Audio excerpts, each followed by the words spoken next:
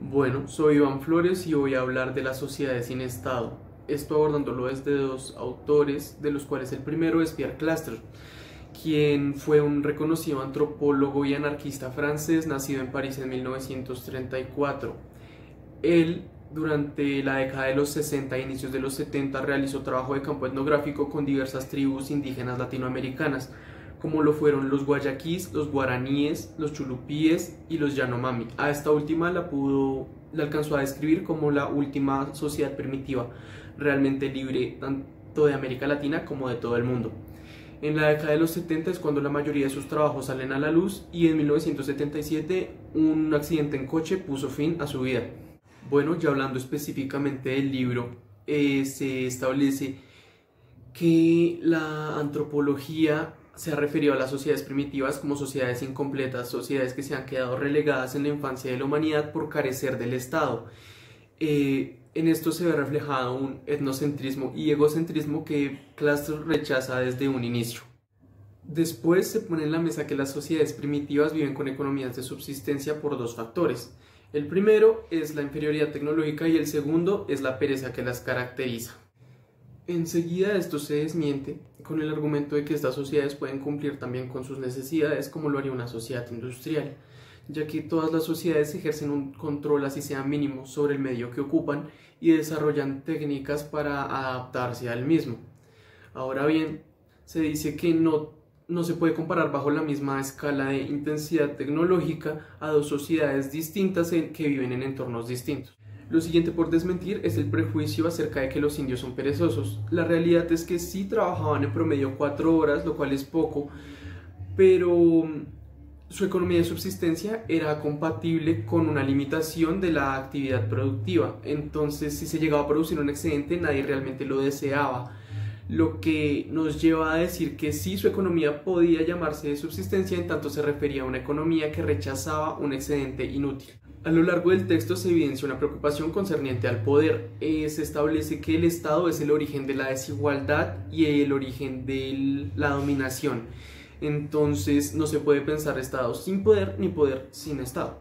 De lo siguiente que se habla es de la fuerza, de la misma capacidad coercitiva. Entonces, sin esta fuerza, las sociedades primitivas no producían ningún excedente. Lo que quiere decir que la fuerza desaparece el ocio y hace aparecer el deseo por la acumulación. Esto se ve reflejado en la conversión del trabajo al trabajo alienado. Entonces las sociedades primitivas pierden su objetivo de producir para mí mismo y para mi comunidad en producir para los demás, sin una reciprocidad y sin un intercambio justo. Entonces se produciría para un amo. Cuando ya no existe, cuando ya el trabajo se convierte en trabajo alienado, es que una sociedad deja de ser primitiva. Así las sociedades pasan a estar divididas entre dominantes y dominados, y el principal causante de esto es la aparición de la propiedad privada. Sin embargo, el funcionamiento económico de estas sociedades no da paso a la aparición del deseo de poder. Entonces se pone de presente que la aparición de un déspota determina o no si la sociedad es primitiva o no. Esto inevitablemente nos hace hablar del jefe de la tribu. Este no tiene ni autoridad ni poder, la gente no le tiene un deber de obediencia a él. De lo único que él dispone es del prestigio que le da la misma tribu y el poder de la palabra, pero su palabra tampoco tiene fuerza de ley. Entonces el jefe debe estar al servicio de la sociedad, que es donde verdaderamente reside el poder, y pues la sociedad misma ejerce una verdadera autoridad sobre el jefe. Entonces el poder político individual y separado no existe en las sociedades primitivas. Lo único que puede llegar a ser una fuga es el crecimiento del campo demográfico, ya que si la sociedad aumenta en número, se debe reorganizar la estructura social de la misma sociedad. Entonces se pone de presente que para que una sociedad sea primitiva debe ser pequeña en número. Ante la imposibilidad de un poder político separado en las sociedades primitivas, es imposible el surgimiento del Estado en las mismas. Enseguida se habla del rechazo y el impedimento por parte de las sociedades primitivas para que los jefes sean jefes. Muestran un rechazo a la unificación, al uno, al Estado. Entonces, según Clastres, la clave reside en que las sociedades estatales impiden que el poder se separe de la sociedad misma y la creación de un centro de poder independiente. Habiendo establecido esto, Clastres termina el texto haciendo referencia a una famosa frase de Marx que me permito citar y dice: La historia de los pueblos que tienen una historia se dice, la historia de la lucha de clases. La historia de los pueblos sin historia es, diremos por lo menos con igual grado de verdad, la historia de su lucha contra el Estado.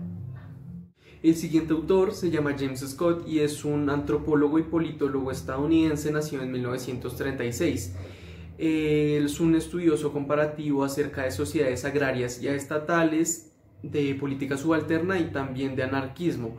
Su investigación se ha centrado principalmente y de igual manera en trabajos de campo etnográfico con sociedades agrarias del sudeste asiático y sus formas de resistencia al Estado mismo. El texto se divide en piezas y estas piezas a la vez se dividen en fragmentos. El primer fragmento que se lee se titula Modos de conocer locales y oficiales y habla básicamente de que los nombres son codificadores de conocimiento. Entonces los sistemas de nomenclatura locales y oficiales generalmente entran en tensión dependiendo del contexto. Los nombres locales tienen información codificada que los residentes de ese lugar pueden entender, mientras que para un extranjero o un forastero resultan ilegibles, no se pueden entender. Ejemplo de esto puede ser la vía Bogotá, pero si uno no entiende desde dónde se está hablando, quién está diciendo vía Bogotá, dónde se encuentra esta persona, es imposible entender cuál de todas las vías hacia Bogotá se refiere. A lo largo del texto, para el autor se evidencia una constante preocupación por la capacidad del Estado para homogeneizar y aplanar todo, desapareciendo e incluso aniquilando todo tipo de diversidad. El siguiente fragmento se titula Conocimiento oficial y paisajes de dominación y control. El orden, la racionalidad y la legibilidad de ciertos sistemas se prestan para el control jerárquico del mismo, que crean paisajes de control y dominación.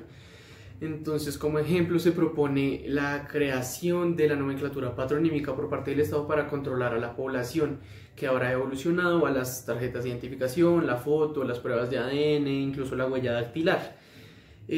Otro ejemplo claro, aún más claro, es el Estado mismo como organización jerárquica que impone paisajes de control oficiales y estandarizados, como lo es una lengua nacional estándar, un idioma nacional estándar, que reemplaza las hablas tradicionales y propias de ese territorio.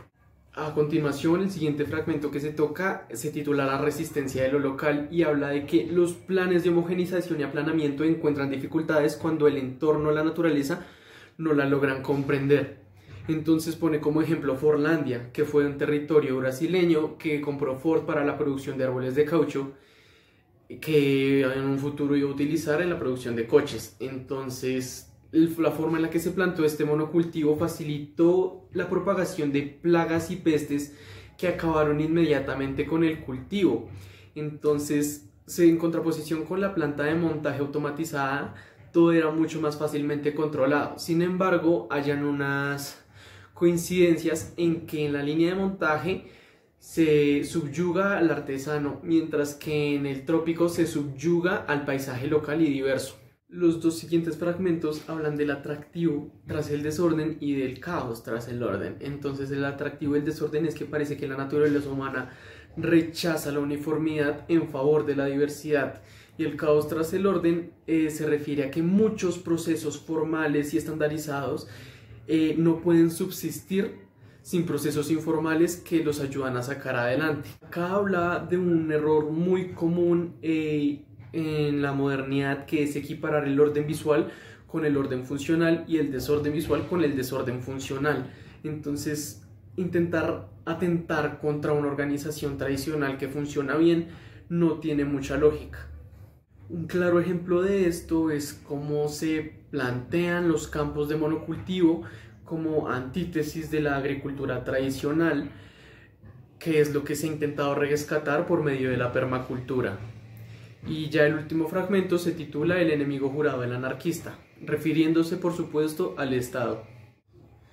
Cuando se habla del Estado también se refiere al proyecto homogeneizador del mismo. Entonces, una vez establecido, para construir una nación empieza a homogeneizar a su población y a sus prácticas desde que se desvíen un poco de la norma.